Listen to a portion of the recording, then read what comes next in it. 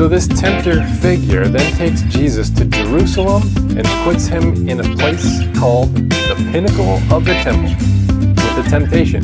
If you really are the Son of God, jump. Angels are going to have to come and catch you. Now, this is actually a quotation from Psalm 91, in which God promises protection from harm to those who love God.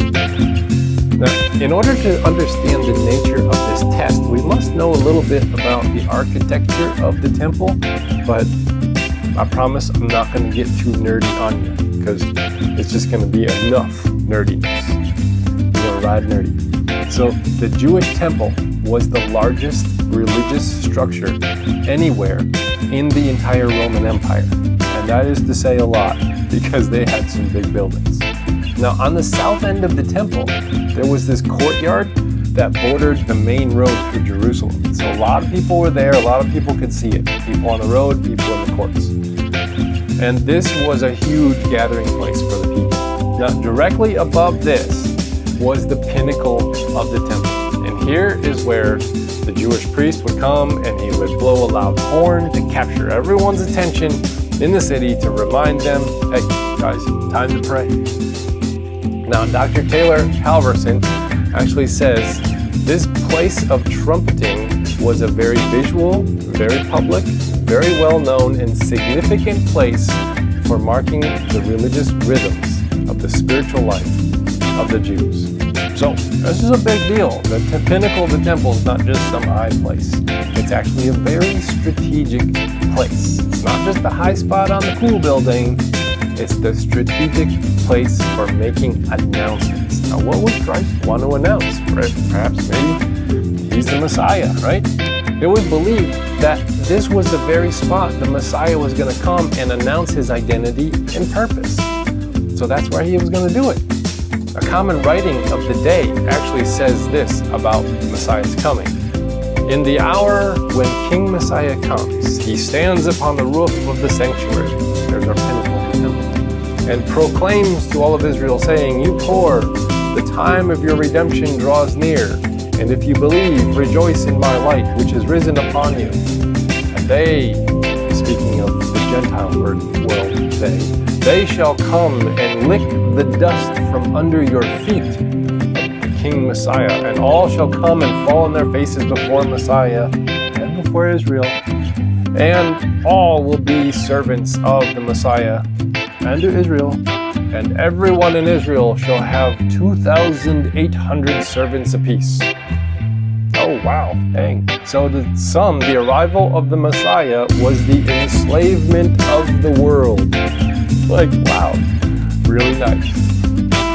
Now, Jesus' rebuttal here is to say, don't test God. That kind of makes me think of a person that's like easily angered, and you're walking on eggshells, like, don't test Bob. Because you all remember what happened last time we tested Bob. He like blew up everybody, he's flustered, and he just ruins everybody's day. So don't test Bob. That is not what this is meant. Another way is to put it is, don't make God the mascot for your personal empire building project. Okay, there's a little bit different there. If Jesus did this feat, he would have rallied all together, all of the people, behind his banner of conquering and subduing. To declare himself Messiah in such a spectacular manner would start a war between the Israelites and the Romans, because things were already tense between the two of those folks. And we'll see that as we progress through. And then Rome would crush Israel and they would all die. And that's actually what happened in 66 AD. Well, that was the start of the war. Because this is the thing, God is not a banner, a mascot, an ideology, a tribe, a political party, a pet theology, to be weaponized against those who gather elsewhere. It just doesn't work that way. So again, Jesus does not seize the title Son of God and then wield it with violence upon others. He rejects the temptation to use God to become powerful and gather a crowd behind him over and against others. Now, while Christ is a representative for the Old Testament people of God, Israel, through the imagery here, 40 days wandering in the wilderness, right, 40 years in the wilderness there, we also see Christ making right the things that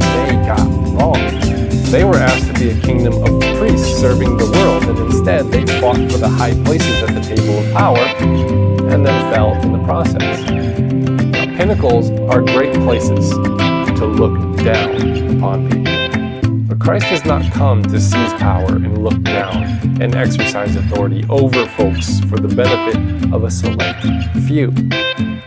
He is the human one, like a second Adam figure. In Hebrew, Adam means man or human.